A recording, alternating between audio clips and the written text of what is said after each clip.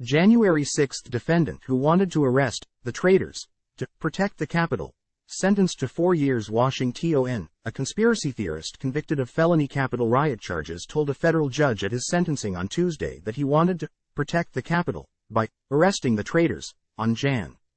6 before being sentenced to more than 4 years in prison. Ed Badalian, of California, said during his sentencing on Tuesday that he was frustrated that officers protecting the Capitol on January 6 did not join us in arresting the traitors, referring to members of Congress who did not overturn the 2020 presidential election on Donald Trump's behalf. Badalian was convicted in April of conspiracy to commit an offense against the United States, obstruction of an official proceeding and a misdemeanor count. Evidence showed that he organized paintball training sessions after Trump's 2020 election loss and was preparing for war. He made it to the Lower West Terrace tunnel on January 6 and into the suite of Senate hideaway offices that were ransacked by rioters. Badalian was charged alongside 2 co-defendants.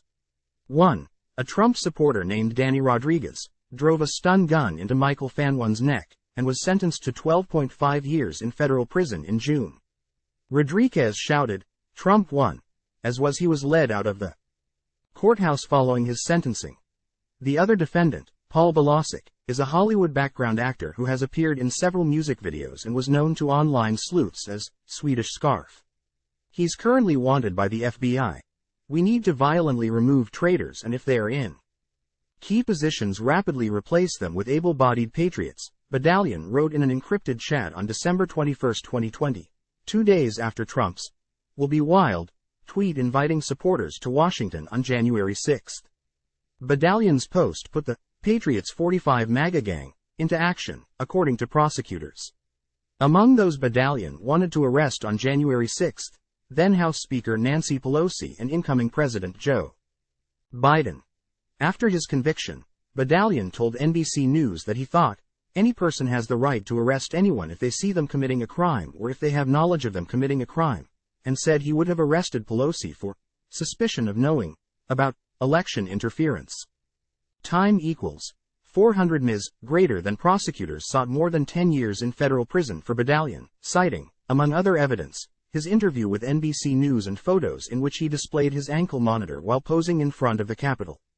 A defiant Badalian repeatedly interrupted U.S. District Court Judge Amy Berman Jackson during his sentencing Tuesday, to the point that she remarked it was tempting to lock him up for the full decade that prosecutors requested. Ultimately, she sentenced him to 51 months in federal prison, saying such a sentence would be more in line with what other defendants convicted of similar conduct receive. Badalian's behavior was all about getting in. Stopping the traitors, Judge Berman Jackson said. He was not trying to protect the Capitol as he claimed, she added. Arresting the traitors would protect the Capitol, Badalian bellowed, drawing a rebuke from the judge. "I guess arresting traitors is not good for the country?"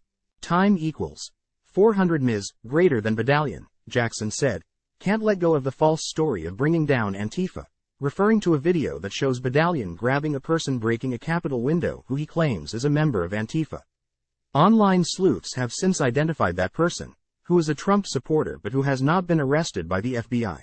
"What you attacked was the Constitution," Jackson said. "You were attacking the very foundation of the nation itself. You are a legend in your own mind," she told Badalian. "A hero in your own head. There had to be consequences for his misguided, violent vigilantism.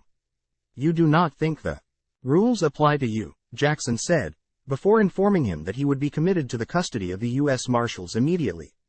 As Badalian removed his suit jacket, his tie, his belt and his shoelaces under the close watch of 2 U.S. Marshals, he proclaimed that, "This is what you get for defending the Capitol building," and questioned the loyalty of one of the law enforcement officers taking him into custody. "How do you feel about this?" he asked. "You feel like this is right?" Just before he was handcuffed and led out of the courtroom, Badalian told the U.S. Marshal he had the duty to resist unconstitutional orders.